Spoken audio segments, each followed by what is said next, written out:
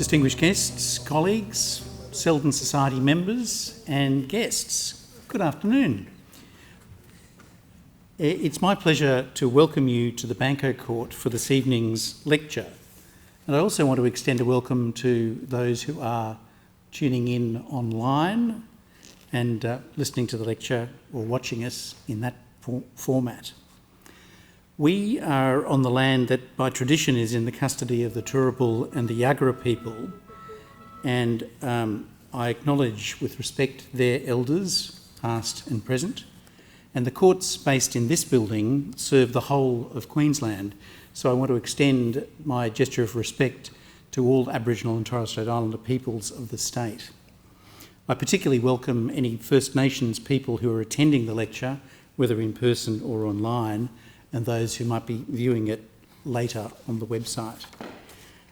On this Remembrance Day, the nation commemorates those who've died or suffered for Australia's cause in all wars and armed conflicts, and I wish to also call to mind, therefore, the service and the sacrifice of those who've enlisted over time in our armed forces. This is the third and the final Selden Society lecture for 2021. Our speaker, Richard Kirk, is an architect and master planner. Richard was born in Roma and he graduated from the University of Queensland with first-class honours in architecture, receiving the QIA Memorial Medal and also the Board of Architects Award for Academic Excellence. In 1995, he founded the architectural practice that's now known as Kirk, and his practice primarily works with institutional and community sector, focusing on advancing sustainable design through each project. It has also been responsible for several remarkable houses in and around this city. Of his practice's most recent work, the Mon Repos Turtle Centre has been shortlisted for the 2021 World Architectural Festival in Lisbon. This work has previously been honoured with the Queensland Medallion, the Harry Marks Award and the FDG Stanley Award by the jury from the Queensland Architectural Awards 2020, and also the J.W. Wilson Award for Building of the Year in the Regional Architectural Awards in 2020. You may be more familiar with some of his other prominent work, to name a few: the ABC headquarters at Southbank, the Creative Industries Precinct 2 at the QUT Kelvin Grove campus, and the Advanced Engineering Building at the University of Queensland, as well as ARC, a learning hub at the Nanyang Technological University in Singapore. Richard has held several leadership positions within the Royal Australian Institute of Architects, including National President and Queensland Chapter President. He's a Life Fellow of the RAIA. He was recently appointed one of the International Union of Architects Region 4 councillors. He is an adjunct professor at the University of Queensland and a board member of the Southbank Corporation. Tonight, Richard will speak on Merthyr House, the home of Sir Samuel Griffith. Griffith, of course, was an outstanding advocate, a leader of the Queensland Bar, Premier of the State, then Chief Justice of Queensland, and the first Chief Justice of the High Court of Australia. Last year marked 100 years since his death in 1920.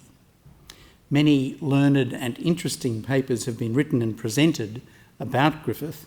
These include the first Selden lecture this year by Justice David Jackson on the audacity of Griffith as a law reformer, and last year's webinar celebrating Griffith, which featured Chief Justice Catherine Holmes, Professor Carolyn Evans, John McKenna QC, Professor Sarah Joseph, and Dr. Raymond Evans.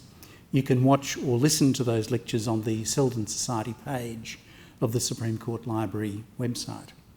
Tonight, Richard takes as his reference point the grand Murtha built for Griffith in New Farm at the end of the 1870s, which became Griffith's home for the final 40 years of his life.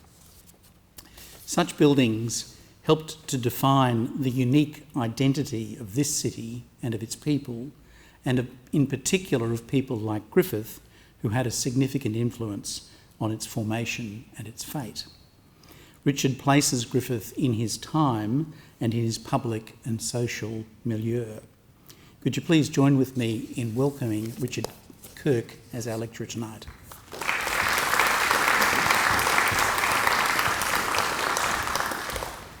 Thank you very much for the kind introduction, and welcome everyone, and thank you for coming out and missing the storm. Firstly, thank you for the invitation, and to both yourself, Justice Bradley, and the Supreme Court Library, and it is a great pleasure to be in this fantastic building. I'd also like to honour and acknowledge the traditional owners on the land that we gather on.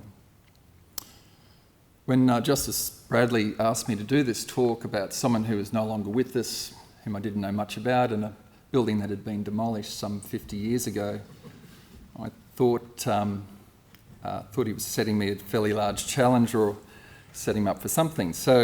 But when we started to look at it, it started to make sense, and you started to reflect on what the city was about and its history, and the way that we do lose our heritage quite often in a young place like Queensland.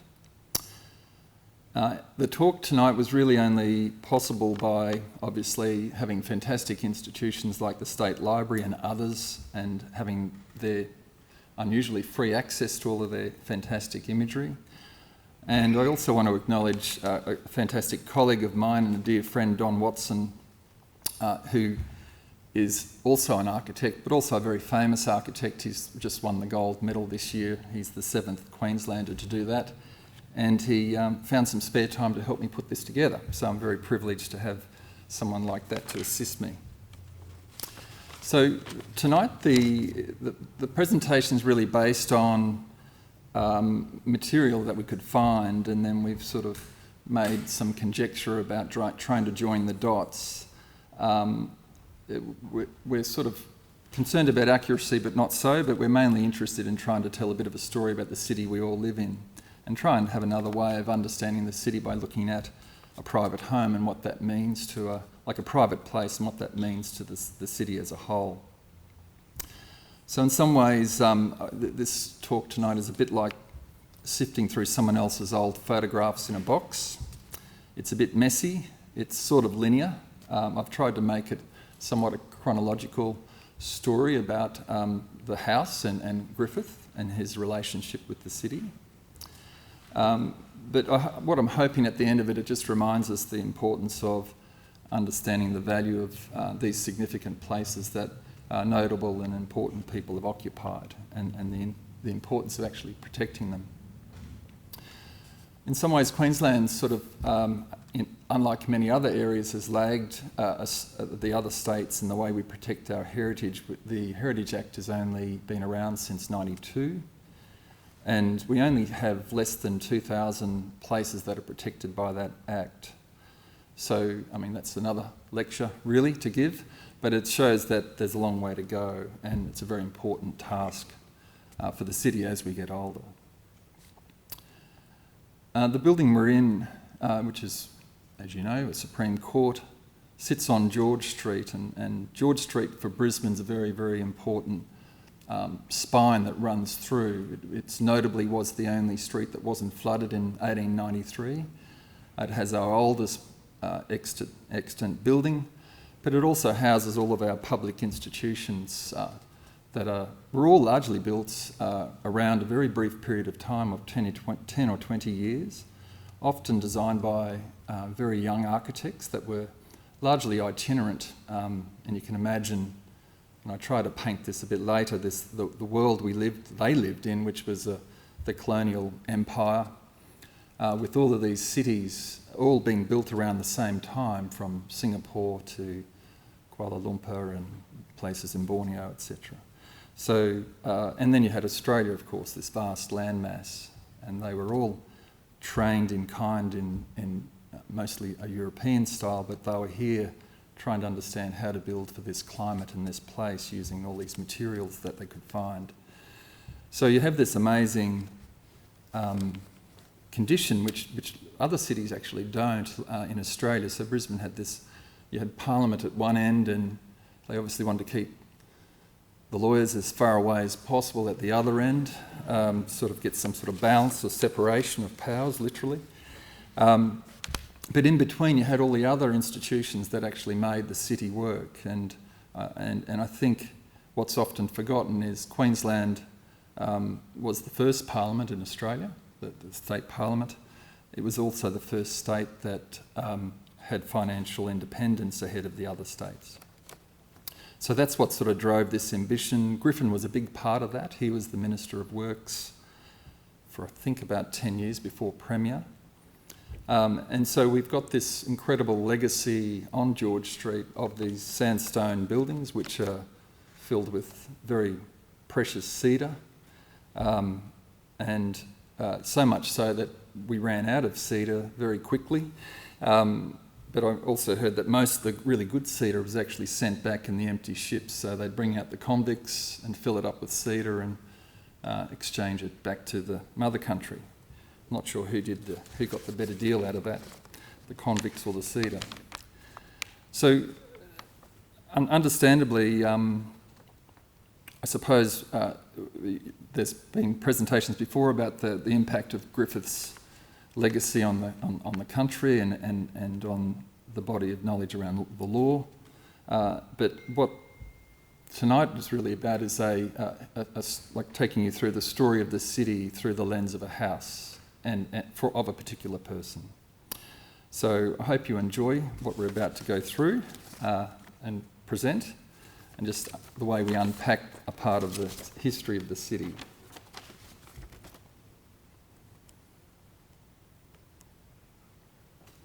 I'll make sure this works.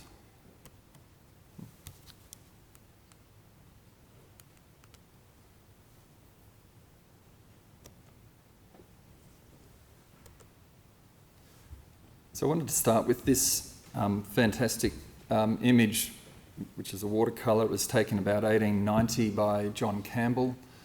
And I'm sorry that's a little bit faded, but hopefully it's not too bad. And you can see Murtha is the house that sits in the middle of this image. So at this time, Griffith was the Premier of Queensland. So that was obviously not lost on the artist as setting this prominent house in the centre of this image. So obviously, yes, there were cameras at the time, but I think watercolour was still the stock in trade of how people wanted to record a city. And you can see in the foreground the benign Brisbane River, and really the 1890s was a period where the 1880s and the early 1890s was really a boom time for Queensland. You had statehood in 1859, you had a huge population increase, you had gold thrown in there occasionally, and you had this sort of city building itself very quickly. So it was a land of opportunity. In the 1890s, we started to have one of the first severe recessions and a lot of unemployment. And of course, that very benign looking river became a flood, a very devastating flood, which was sort of the symbolic sort of end of the boom period of Queensland for that period. And it was also a challenge for Griffith in some ways. So Murtha stayed out of the floodwaters, but Griffith got caught up in it in other ways, which I'll talk about shortly.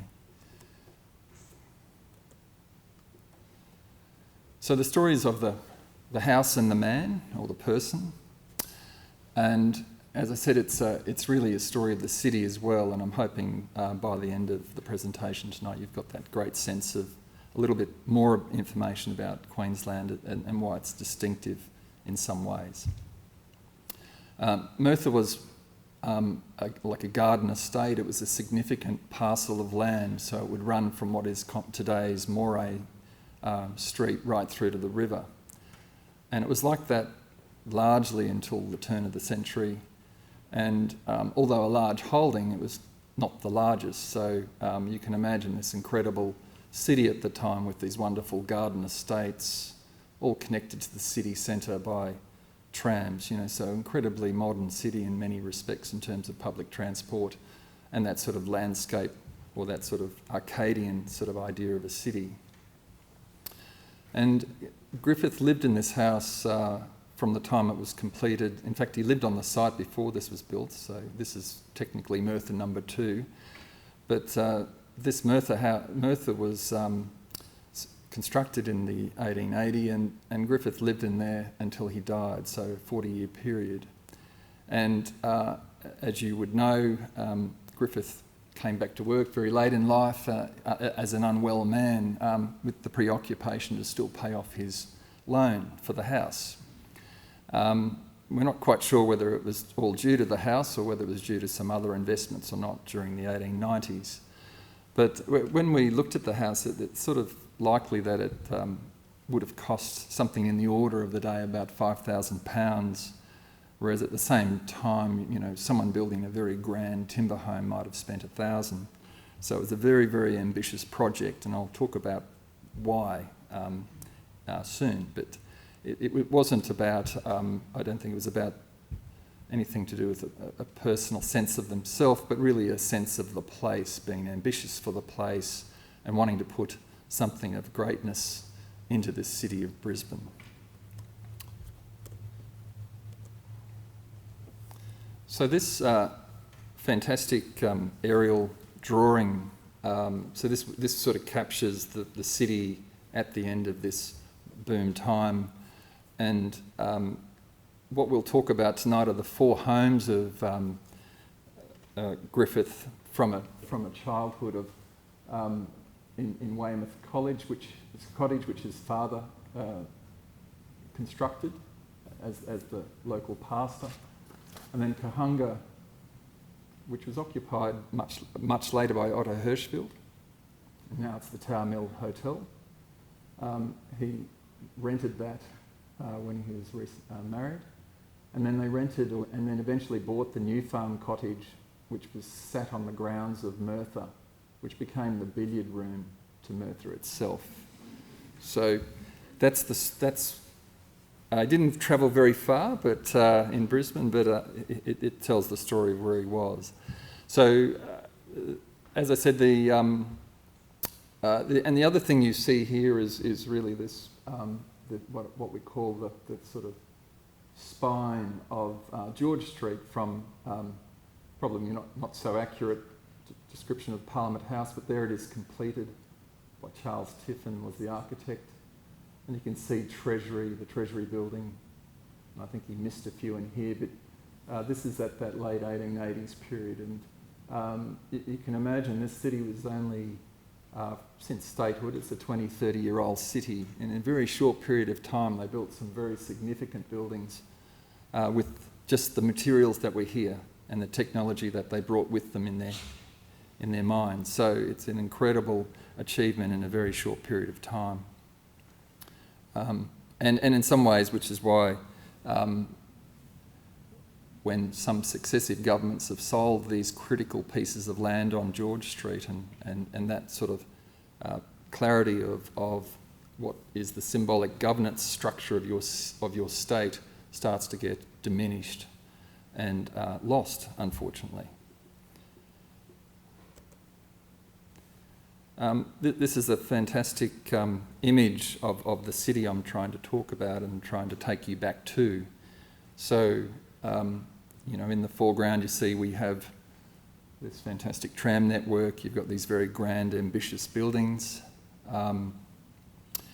Queensland, as I said, Queensland was unique in the sense that it was the first parliament to self-govern. All the other states were still reliant on the Governor-General. As a governance structure. Brisbane had the first electric public lights in the world, and in 1890 the trams were the longest tram network in the world. So you had this very, in the 19th century, this city in a very short period of time, the city was transformed, but also transformed into a very advanced, sophisticated city. And the other aspect to this is, and it will relate to the house, the Murtha home, the architects that were doing these buildings, as I said, were either trained in offices as interns, or formally trained, some of them. Like some of our architects would come out with degrees from Cambridge and things like that, but most were generally trained inside other architects' offices.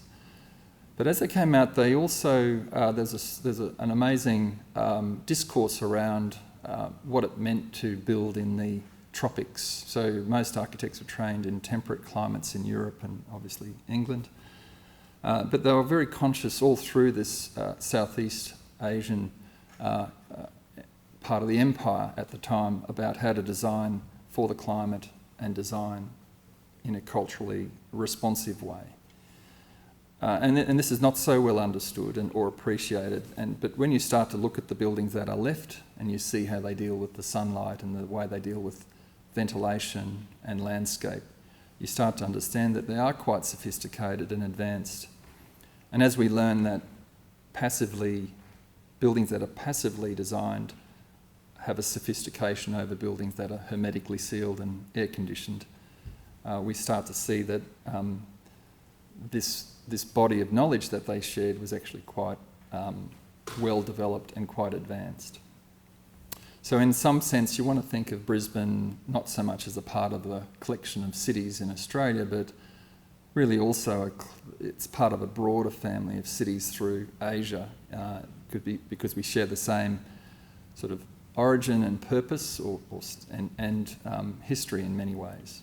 And they all shared the same design ethos. So the buildings were meant to look like they were European, but they were often pushed and developed in a way that actually meant that they could work and operate successfully in the tropics, and in our case, the subtropics. And this is I thought we'll do a timeline for you, which is very hard to see.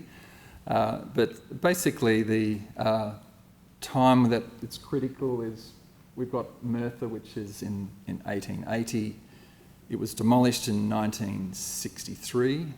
We weren't really able to find how that came about, or probably the reason given was that the maintenance was too much.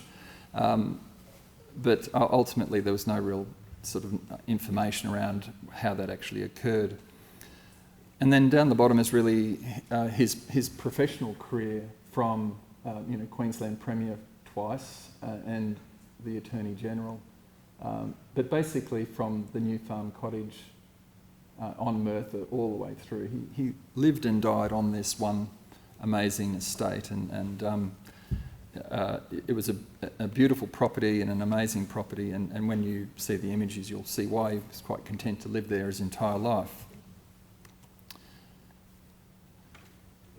This is one of the 1895 maps. That there are some fantastic maps of Brisbane over time, and each of these sites are the ones that Griffith actually lived in but also worked in as well. So just in this one sort of image you'll see where he's a young man with his own family, which is in Weymouth Cottage and Wharf Street Church.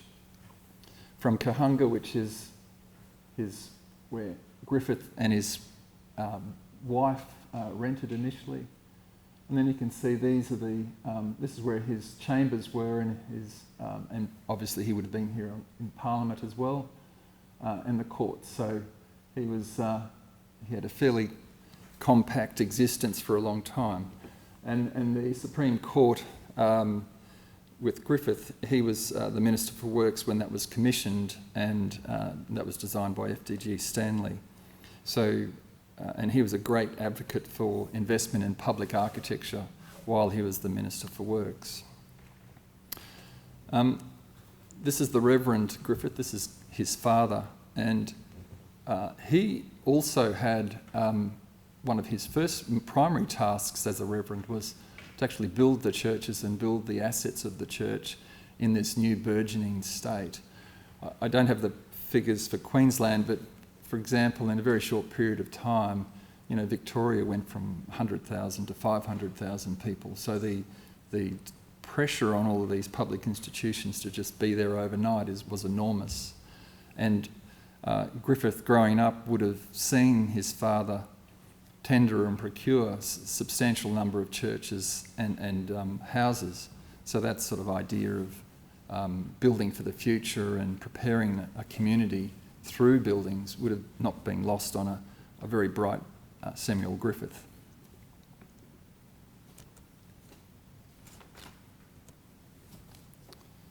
So this is the Weymouth cottage, which was built by his father, and this is a photo of a young Griffith.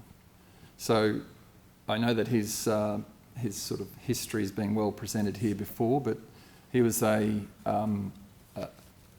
student of spectacular capabilities. He went to one of the better schools in Sydney, the John Hornemans, and while he was there, that's where he met George Cowlishaw, who was the architect who eventually designed Murtha, among many other buildings. He then returns to Sydney to complete his legal studies, where he wins the Mort Travelling Scholarship, along with a lot of other accolades and prizes. So in 1866, he goes on this incredible trip back to Great Britain, France and Italy, which obviously had a profound impact on him. On the boat, on the way over, he teaches himself Italian, which, as you know, later on becomes quite an important element for his professional career. And he also, at the time, and you'll see it in, and I'll point it out in one of the images internally, in the archway over the entry in Murtha will be the word salve, which is welcome in Italian. So it's obviously something that he felt very passionate about. This image here is the National Library, or the Bibliothèque in Paris, by Le Proust. And if you sort of keep that image in mind, you might see it sort of reappear in Murtha's ballroom a bit later. But so Griffith was taken by the architecture of Paris moreover over most other cities, he remarked in his letters. And he was this obviously also informed his thinking around how to build a city, how to make a city. And it's not lost on these old images that you see of Brisbane, how it has that sort of feel of a European city, and that in the not just the classical architecture, but also the sense of organisation in terms of things like transport and street making of the streets.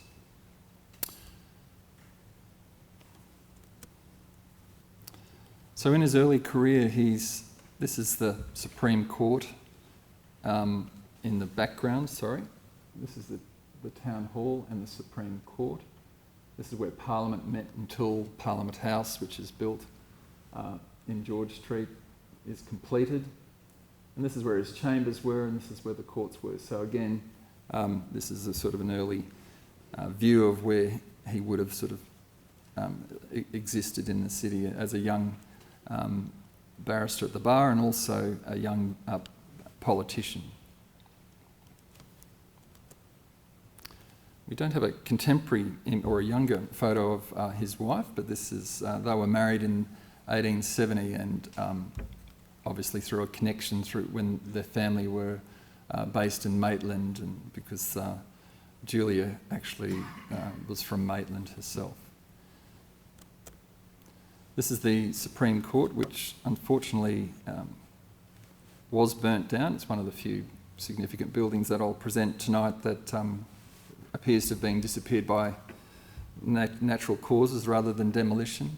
So this is this very fine building was designed by F.G.G. Stanley. So Stanley did the buildings like the GPO and the Queensland Club on the corner of Alice and George. And he was one of the leading architects at the time. And whilst Griffith was the Works Minister, this was commissioned, and this is that sort of his view around the importance of these public institutions to be built properly and to build to a very high standard. So Kahunga was built by this man called Bartley, and if you think of on Hamilton Hill, I think it is, where we have Bartley's Folly, and it's the same man.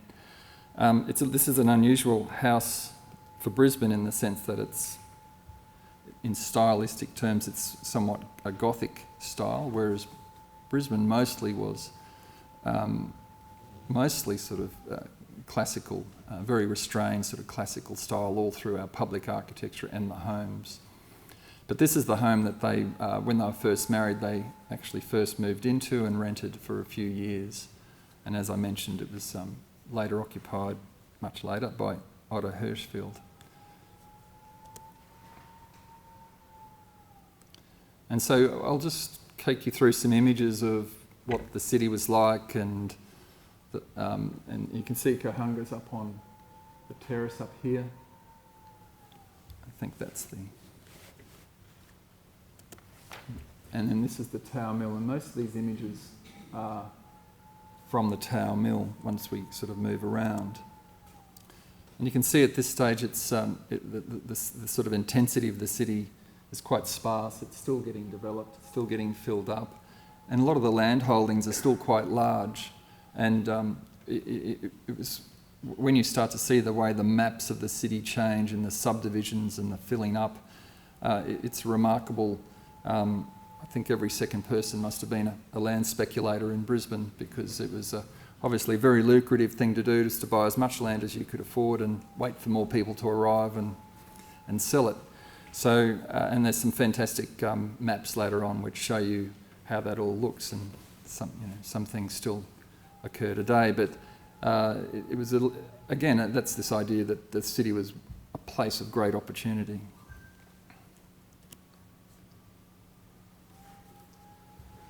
So I'll try and place you here. This is from Wickham Terrace, and this would be Creek Street.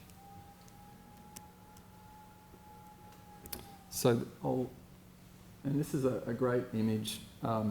So we have Edward Street here. We have the Servants' Home building, which is now the School of the Arts. And then that's the Town Hall beyond. And this is the Parliament House, which would largely have been constructed. And the other thing, so this is the view that Griffith would have sort of seen as he left his house each morning, and he would have been greeted with this city that was sort of unfolding in front of him. And you can kind of see the scale of the public buildings were the dominant buildings, completely the inverse of today. But you can see that's the way that the sort of institutional infrastructure was on display and visible, very visible to anyone in the city. And you can sort of see Highgate Hill and Mount Gravatt and things that we wonder why we call them Mount Gravatt, because you can't find the mountain. But back then, before the city built up and the landscape had been removed, the sort of form of the city is more legible and more visible to you.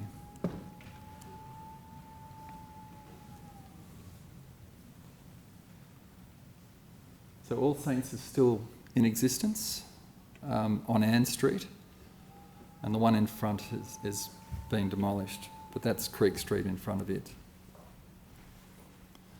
And this is looking back towards the Gap, and again you can see that incredible expression of the topography of the city.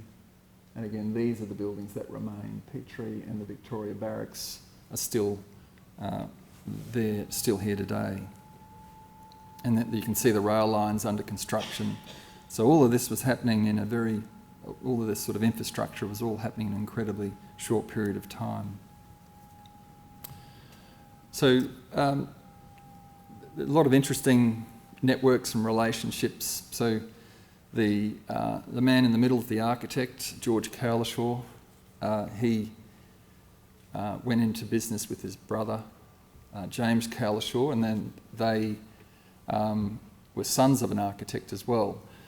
So these three gentlemen were all at school together, and the two either side ended up becoming premiers of Queensland, and also had houses designed and built by George Cowlishaw.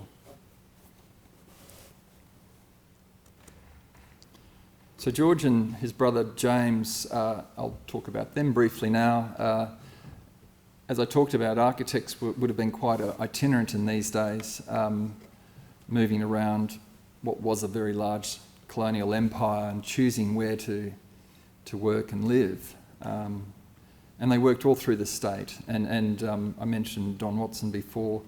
One of the great contributions he's made to understanding the history of Queensland is showing that a lot of those magnificent buildings you notice that are dotted all through Queensland were designed by architects who were trained, not sort of knocked together by a really clever builder. So he acknowledged that this early emergence of a profession actually arrived at the same time of at the development of the colonial period. So George and James were partners, although James was a senior partner and he made George work in the business for quite a long time before he became a partner. So obviously he was clearly the boss. And George then ran the practice right until it was handed over to James's son. James Cowlishaw became incredibly successful and then couldn't afford to remain an architect, so he went and followed his other pursuits in tin mining, gas, I think he owned the Telegraph, all sorts of things. He was obviously a very entrepreneurial character. George was trained by a very noted, a well-known architect in Sydney under a fellow called Blackett, Edmund Blackett. And he's another interesting character as well, but Blackett did things like Sydney Uni buildings, all the foundation buildings around the 1860s. So they came from a very successful background. And then these are some of the other buildings of George Cowlishaw. So, and the one that you might be most familiar with is the Telegraph Chambers or Newspaper House in Queen Street, which unfortunately is the only bit of remaining of that is the facade that's on, in front of the Myer Centre in the mall. But that's where they worked, that's where their office was, and in fact James's son worked there until the 1930s. And this is an early house by George, and it's obviously a real clear precedent to the Merthyr House. I'll just talk about James briefly. James ran a very successful practice, responsible for an enormous sort of body of work in a very short period of time. And as I said, he was had enormous and diverse interests, and he was also a very gregarious character. It was sort of noted that he would often have parties with 200 and 300 people. This is Montpellier, which is unfortunately it's demolished as well. And he was famous for letting off fireworks for his children's birthday parties on the top of the hill. And James also lived at this site all his life as well, at Montpellier. And James had a very large family, whereas George remained a bachelor and lived with his brother for quite a period of time as well. And right next door to this property is a house called Sintra, which a fellow called Charles Main lived in. And Charles Main ended up going to Eldonell, which is a James Cowlishaw building as well. So you think Brisbane's small now? It was pretty small back then in terms of who knew who and what the network was like. But these, I couldn't resist, but sorry, I know I've departed from my brief, but I couldn't resist not putting these in because of the nature of the landscape and the sort of trying to convey the sort of lifestyle that these grand homes had and the amazing spaciousness they had, but right on the doorstep of a very sophisticated city. And views of the river at the time, excuse me. And you can see, I think in the distance there's Eldonell, so, all of these people who lived in these fantastic homes could spy on each other or know where everyone was based on these amazing distant views. And you can see these houses were very, still have all the hallmarks of the sort of lifestyle and that subtropical existence that we actually all aspire to, the sort of investment in the garden, the use of the verandas as a sort of a living, an extended living space, are all in these homes when the city was first sort of founded and occupied. I'll put this in to also show that the interiors were pretty cluttered, and I'm not sure how they actually used these rooms, but they had a lot of furniture. But I understand that, you know, one of the interesting things, if someone went away for a year or so, they would promptly sell their entire house of furniture. They wouldn't actually keep anything, so there was not a lot of personal attachment to the furniture. It was quite readily auctioned off, and when they would return, they'd buy some more stuff again. So it was quite an interesting issue. So that's Sintra. So this is one of Griffith's long-term friends, or lifelong friends, who was a politician as well, for Secretary for Public Instruction, and he eventually moved into Eldenell. But Sintra was designed by, again, a very famous architect, by Backhouse, and again, great sort of views. And there's Eldenell, which, as you know, is intact still, and sits on that prominent hill. So we'll now start talking about Murtha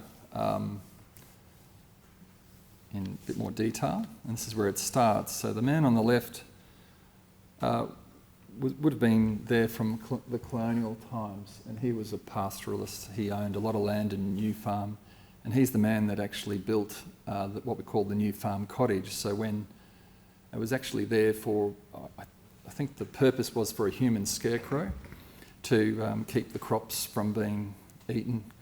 And eventually this man, George Raff, who ended up being a very successful speculator himself, and owned a lot of land through the city and elsewhere. He was the man that eventually sold it, rented it initially. Apparently they had to move out 4 bachelors who were living in the house at the time before the Griffiths turned up. And then this is a Conrad Martin sketch of the home at the time. And this is the section, this part of the house, this cottage actually became the billiard room when Murtha was constructed. So we're now in his Griffith's sort of professional career. He's, as you know, he's a noted barrister and politician at this time. He commissions in the 1870s. We think the commission for Murtha would have gone to Cowlishaw, and then by 1878, 1880, he's building Murtha. And it's around that time, and this is him as the first High Court of Australia, but it's just around this period, I'm being very general in terms of the time frame, that Murtha was really not just a home, but also a very important public house in a way, in the sense that there would have been a lot of entertaining, a lot of engagements that had to be done at the home. It's not like we do now. The house was actually a very hard-working, very busy place, particularly for public figures like Griffith. So Murtha is, sorry, that's very faint, but Murtha is this property here. And as you know now, there's obviously 80 or 90 houses in that location, but when it was first occupied, that was their idol. It was this amazing landscape. And and right next to it was a place called Canellan, which is even bigger, probably twice the size, running right through to the river. So, you know, there's always someone with a bigger, larger, more impressive property, but these were incredible properties with substantial homes. And at this time, this sort of carving up and this sort of breaking down, this is where the start of the city we know, the 16 perch lots, the 32 perch blocks that actually make up the timber and tin city, started with these large estates being carved up and sold at these auctions. And so nothing unusual there, but that's how the city evolved, with these larger estates being broken down over a period of time.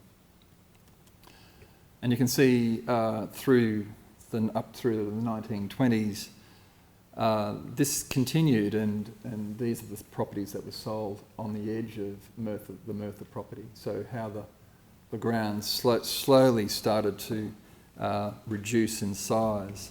And by this time, 1919, Griffith's obviously not too far away from dying, and he's still preoccupied about his loan, so this would have all been a part of the setting the family up into the future. And these aerials, which I think might be a bit hard to read, start to show there was, at the end of the Second World War, I think the American Air Force took all of these incredible photos of Brisbane, and they're reasonably good in terms of the resolution. But so by the end of the Second World War, the entire subdivision's complete of Murtha. So originally this was the Merthyr estate. There's Murtha here with its entry and circular drive. It's sort of now surrounded by neighbours. And as it goes on to 1960, you can see in the 60s everyone decided to get rid of their trees. This is quite a common image across Brisbane at the time, where almost all the trees were removed. In Murtha, you can see there is largely has everything removed. And if you think back to that original watercolour of those amazing landscape around the Merthyr House, that it's a great loss. And then this is when the nursing home, which is now built on that site, was just constructed. So this is a year after the demolition of Murtha. And today, that's what we have. We've got the site of Murtha largely being replaced by the nursing home, and then all of these streets, which was slowly carved up and reduced the original grand estate. As I said, we tried to then piece together what the home was like from descriptions and some of the interior photos that we actually had. And we had this drainage drawing from the just before the First World War as the sort of only reference in terms of what we could use, and we had a go at what the interior might have been like. So, sorry, hopefully everyone can read that, but the grey bits we had no idea, so we left that. But you can see the central ballroom's actually quite accurate. So it's more or less a house, or it's a ballroom with a house attached to it, not the other way around. So the purpose of the home was very clear, that it was here for, like public, almost like a public function in many ways. So he must have been a busy household, entertaining and engaging with his constituents and his political allies. So you can imagine that this home was clearly, its purpose was very, very clear. And what I was talking about before, that the architects of the day actually had a very clear sensibility about the tropics. There's a lot of discussion at the time around people saying, Bombay's a lot hotter than Brisbane. Don't go to Bombay, go to Brisbane. So it was very competitive around where's the most comfortable place to live, and they also understood that places like Brisbane had a very benign climate as well, so it didn't have the extreme cold of Europe and Great Britain. But this building, designed by Cowlishaw, sort of has all of those hallmarks of a subtropical architecture that we talk about today, and in some cases we've lost. So you see the deep shaded verandas. This is a brick building, as I've said, so it's a very expensive building for its day. So bricks are very good material in terms of thermal performance and very durable. And you can see the bricks are all shaded, and then the ballroom is quite a sophisticated space. It's naturally ventilated, it's got daylight coming into it from the centre of this, what we call a very deep plan.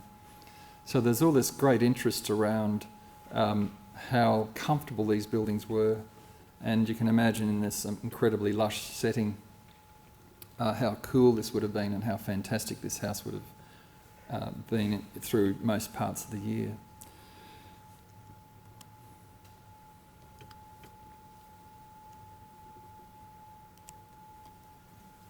So this is one of my favourite images of the house, in the sense that you can kind of, this is where you see everything working, and you can see the quite deep thinking around the design of the home.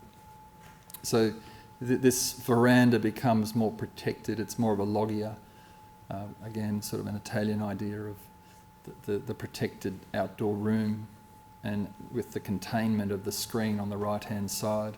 And then you can see through into these amazing landscape, which I'm not a landscape expert, but clearly a lot of like local endemic species, not imported species. So there's an affection for what is here, what is found, what is local.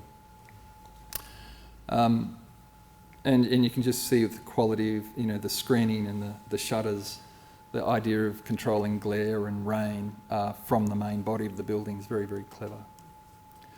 And I'll need to move along in the presentation.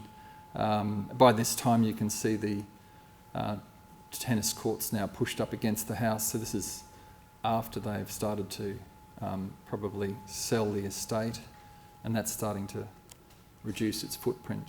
Again, another idyllic view of the home in the deep landscape, and creating that shaded ground around the home. And another fantastic image of the driveway, which we don't think they actually really use. They always seem to use the back entry off Moray, but they had this fantastic driveway down to probably, we think, Sydney Street, that probably didn't get a lot of use, but obviously a lot of care and attention in the way that it was landscaped. And this is the famous ballroom, which is used for private use, and you can see the light quality and and hopefully you remember the Labrouste library with these sort of repeated arches tracking along, even with the artwork inside the reveals, and the exacting symmetry of the plan right through is evident in every space. And you can see all the different sort of ways they've used it. These images are taken over quite a period of time, so may not be the Griffith furniture, but certainly would have been his family's. His children stayed there until, I think, the 40s. And this is a wedding inside that space, so clearly a pretty multi-purpose, hard-working part of the house. That's the drawing room. And then the rest of these images are really, I've included them just to sort of show you the kind of nature of the garden. It was quite established. These fantastic shade houses, which were quite common at the time, but this is a wonderful example of, again, that's that interest of local landscape and local species coming out, and this idea of propagating these gardens. And then the last few images are really, if you can spy Shaftesbury House. So this is, at this stage, the Griffiths probably still are in resident here, his children at least. And you can see the land that obviously didn't sell in front, but that road would have cut through, and then you can see Shaftesbury House in East Brisbane across the water. So you get that amazing connection. And then the last few images are really just to show you the wonderful streetscape of of Brisbane. So you have this very sophisticated tramway network, which I said at this time was the largest and most extensive in the world, around 1890, and it would sort of move through these amazing streets with picket fences and eucalypts. Naturally ventilated trams as well. And then, but with all the, they didn't come in and remove all of the incredible trees, you know, they actually built around them and accepted them. And then I know I've almost on time, but I wanted to finish on a pre-COVID garden party in Murtha. And on that note, I wanted to thank you for your time this evening, and hopefully you enjoyed insight into the city and its history through the lens of Murtha. Thank you.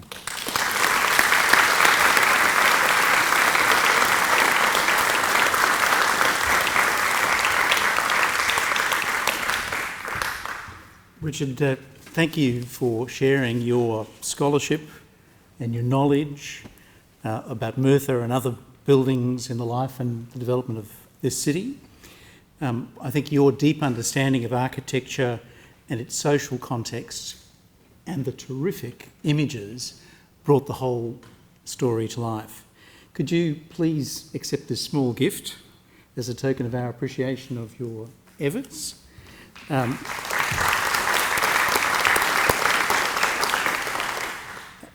I'd like to thank the Chief Justice for making the Banco Court available for this lecture tonight.